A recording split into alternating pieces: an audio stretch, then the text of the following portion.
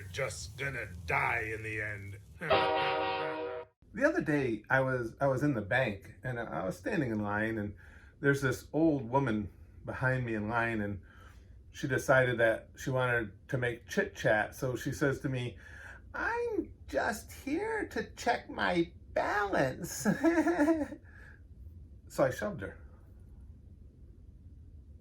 Turns out her balance wasn't very good because she went over like nothing.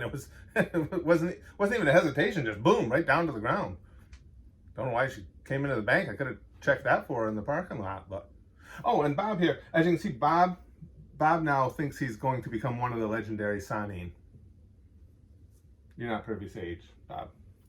And you're still going to get your ass. He can be legendary Sanin all he wants. He's still getting his ass beat every day. But the story I wanted to tell you guys today, actually, this story fits inside of a story I'm going to be telling you guys in the future about the time I was homeless. And this is at that time. I had gotten a job working at a local hospital. I was only 16. I was working in the maintenance department, just basically doing a lot of cleaning up and stuff like that. I was working there in a fast food joint at the same time, trying to make money and not be homeless anymore. But I liked the job at the hospital. It was pretty cool. And there was one guy, he was in a different department. I think he was actually part of the operating room's team. His job was to clean up after operations, which could be messy, depended on the surgeon and the surgery, but could be really messy and gross. And he also had cleaning responsibilities down in the morgue. Well, this guy had a heart attack. Could be job related, I don't know. But he had a heart attack. So they came to our maintenance department, and they said, okay, we can't force anybody to take his job. That a lot of people can't deal with the things he deals with, the creepiness of the morgue, the grossness of the operating room, but we'll pay you. It was, for the time, a substantial little stipend to take over his duties for the next couple months while he was out. So, immediately everybody had more seniority than me, but all the guys were like, "Oh, no, I ain't doing that. Oh, that's good." And I was like, "I'm your fucking huckleberry. I'll clean up. Listen, I go to work to make money. I don't give a shit what's involved in it once I get there. You want me to clean up people's innards and dance around the dead people? Fuck yeah, put me on board." So I took over his job. And I just thought, oh man, the thing of it was, I'm disturbed that it didn't take me longer to get used to cleaning up the operating room.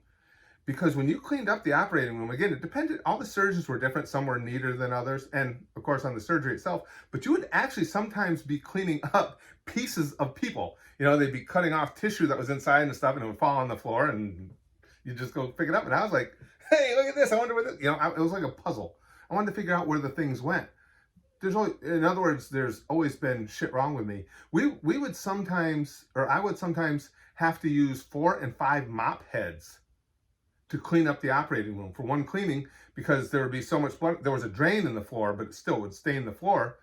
And, the blood would stain the mop head so quick that you couldn't clean anymore with it. You had to throw it away and get another one. But the best part was the morgue.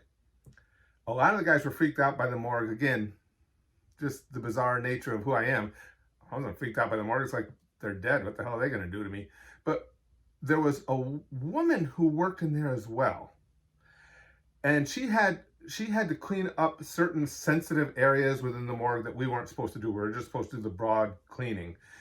I would clean up, I would clean up the autopsy tables as well. That big table with a drain in the middle. I thought that was cool.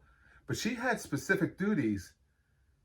And I'm not kidding you guys. She looked to be like either mid-50s or 130. She was around there somewhere.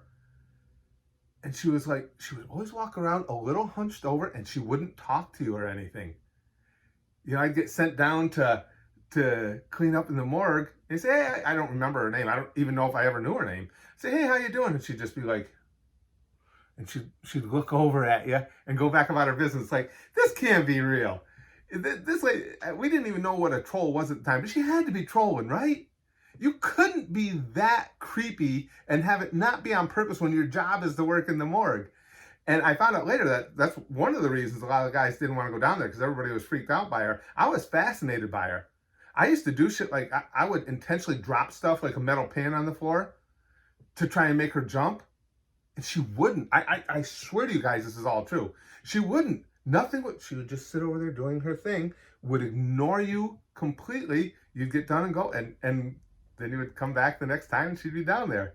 I was fascinated by her. I'm pretty sure she wasn't human, but that fascinated me even more. But that was one of the great moments in my work life, because how could someone fit in a job better than this lady did as the cleaner of the morgue? Why that impresses me, I couldn't tell you. But goddamn, I wish I could. Again, I have no idea how old she was. She's probably dead by now.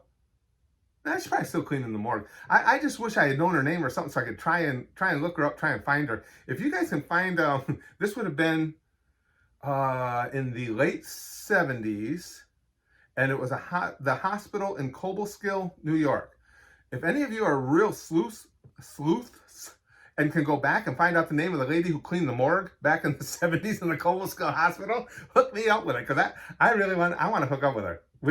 We never really got to hang out. I want to party with her, because she seems like she'd take you to another dimension, and I really want to go there. I also remember too, one of the funny things about that was when I would be doing my maintenance duties, and when they needed me to clean the operating room, they would call me over the PA system.